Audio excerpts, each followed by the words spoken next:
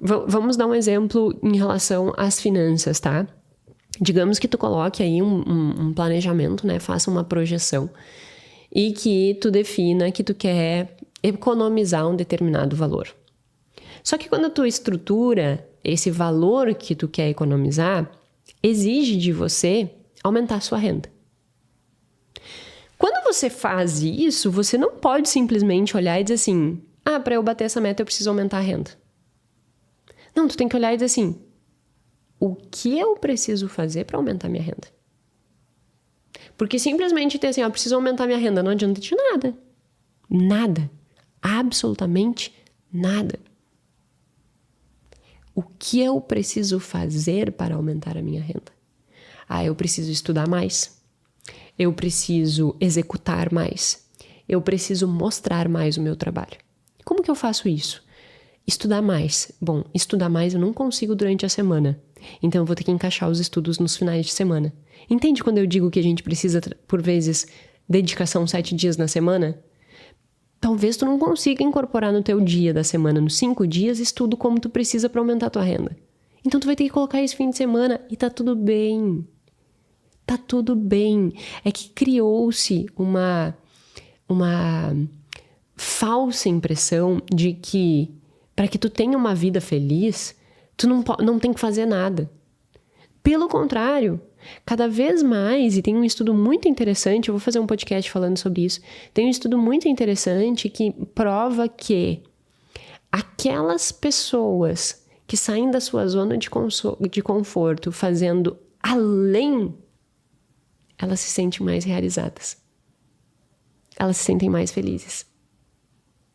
O que é completamente diferente do que o senso comum prega. O senso comum vai olhar pra ti e dizer assim, ai, bonitinho, você precisa descansar, então senta no sofá e não faz nada. E aí eu quero que tu entenda que, fazendo um disclaimer, né? Você precisa estar na sua zona de conforto. Só que também nesse movimento tu tem que saber o teu limite. Porque daqui a pouco isso vai te gerar muita ansiedade. Me escutar falando isso talvez te gere muita ansiedade. E aí você tem que se conhecer. Por isso que não existe planejamento sem as aulas sem a aula, né, que foi disponibilizada hoje no intensivo. Você precisa se conhecer. Porque se você não se conhecer, você não tem como fazer as coisas que tem que ser feitas. Porque pode ser que para você seja inegociável trabalhar 7 dias na semana. Pode ser que para você diga assim, não, para mim não faz o menor sentido isso. Bom, então tu tem que alinhar o teu objetivo com não faz sentido esse esforço. Entende? E não tá errado. Não está errado. Tem que fazer sentido para você. Para mim, Jéssica, faz sentido um esforço além. E o que os estudos estão mostrando é que se nós tivermos a disponibilidade de passar um pouquinho por esta dor, de estar no desconforto, nós construímos maior realização. Então, para mim faz sentido e o estudo confirma. Incorro num viés de confirmação aqui, né? Abertamente. Porque o estudo valida a minha crença que vale a pena o esforço. Mas pode ser que para você nesse momento não vale. E aí você tem que ir aos poucos, né? Alterando o seu limiar de esforço. Porque, por vezes, o que eu percebo? Muitas pessoas olham para a sua realidade e pensam assim, nossa, mas eu me esforço tanto. Mas será que o teu esforço ele não é tão grande comparado com o ambiente que tu vive? Por exemplo, na tua família. Na tua família, as pessoas sempre fizeram a média. Né? Estudou a média, entrega no trabalho a média, tem aquela vida média. E aí tu faz um pouquinho mais. E esse mais perto da tua família já é muito. E aí tu olha e diz assim, mas eu já faço muito. Só que será que a tua percepção de fazer muito não está alicerçada na base de finanças comportamentais, que é o ponto de referência? Qual é o teu ponto de referência para olhar e dizer assim, eu já faço muito?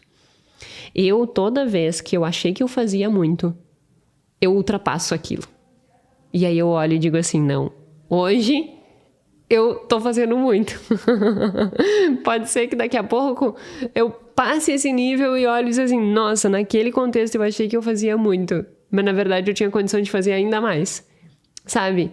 E aí a gente vai mudando o patamar da nossa percepção sobre a nossa condição de empregar esforço. E isso é muito legal. É muito legal. Porque nós percebemos evolução, nós percebemos progresso. Só que, mais uma vez, tu não vai sair daqui desse degrau 2 pro degrau 10. Tem que ser gradual, senão tu vai começar a ficar ansioso. Então, assim, respire e não pira. Saiba os teus limites, seja coerente com a tua realidade. Se perceber que tá se tornando, que tá te dando ansiedade, aplique mindful, que é atenção plena, respiração diafragmática, para que você não entre em colapso. O nível de esforço que você precisa ter e estar disponível a empregar não pode ferir a sua saúde mental. Isso para mim é uma regra. O que eu tenho de pilar? O meu esforço não pode atrapalhar meu sono. 9 horas eu tenho que estar indo pra cama. 9, 9 e meia. Às vezes eu passo um pouquinho, mas 10 é tipo, o limite dos limites é 10. Então, mas o meu contrato comigo mesma é que 9 horas eu esteja desligando. Eu começo a trabalhar normalmente 7, 7 e meia. Então, 9 horas eu tenho que estar realmente desligando, o que já é uma carga de trabalho superior à média, mas que pra mim funciona, tá? Mas eu tenho esse limite, então eu jamais vou deixar de dormir as minhas 7 horas por dia. Isso pra mim é inegociável. Eu jamais vou deixar de fazer meu exercício físico, o que hoje eu faço menos do que eu gostaria e do que eu deveria, mas é o que cabe hoje. Mas o mínimo é o que eu já faço e isso também é inegociável. Ter no mínimo um pouco de tempo de qualidade com o Gui, café da manhã, a gente sentar na sacada e conversar, final de semana ter um pouquinho mais de flexibilidade em relação a isso também é inegociável. Então, esses são os meus 3 pilares inegociáveis. O esforço que eu tenho que empregar na direção dos meus objetivos não podem, em hipótese nenhuma, ferir meu sono, ferir o meu exercício e ferir meu tempo de qualidade com o Gui. E qualidade alimentar, que na realidade eu estruturo a organização da minha vida para que eu tenha qualidade alimentar, né? Então, isso é pré-estabelecido também. Se ferir isso, eu ligo um alerta. Opa, para aí. Tá passando do limite. Tu tem que ver quais são os teus pilares que passam do teu limite, entendeu? Por exemplo, para mim, eu não sou uma pessoa extrovertida. Eu não tenho traço de personalidade de extroversão. Então, para mim, não é importante sair com pessoas, ver um monte de gente, tá num aglomerado de gente. Na real, nem gosto disso, entendeu? Então, assim, pra mim isso não faz diferença. Pra ti pode ser que faça. Tu passar um tempão dentro de casa, trabalhando, sem muito contato com muitas pessoas, isso pode te causar problemas, que pra mim não causam. Então, assim, quando eu falo as coisas, não generalize as coisas. Tenha senso de contexto, tenha senso de ponto de referência, quais são os teus pontos de referências. Quando eu trago os meus exemplos, é sobre o meu ponto de referência, é sobre a minha realidade. É sério, por favor, presta muita atenção nisso, sabe? Porque depois eu falo as coisas e as pessoas distorcem. Mas não sei o que, não sei o que. Gente, seja coerente. Para 2025, estabeleça essa meta, ser coerente. Entendeu o que eu tô dizendo? Dá um pause e volta em tudo que eu falei, porque isso é muito importante. É muito importante. Porque senão tu vai ter um risco enorme de meter os pés pelas mãos, tá?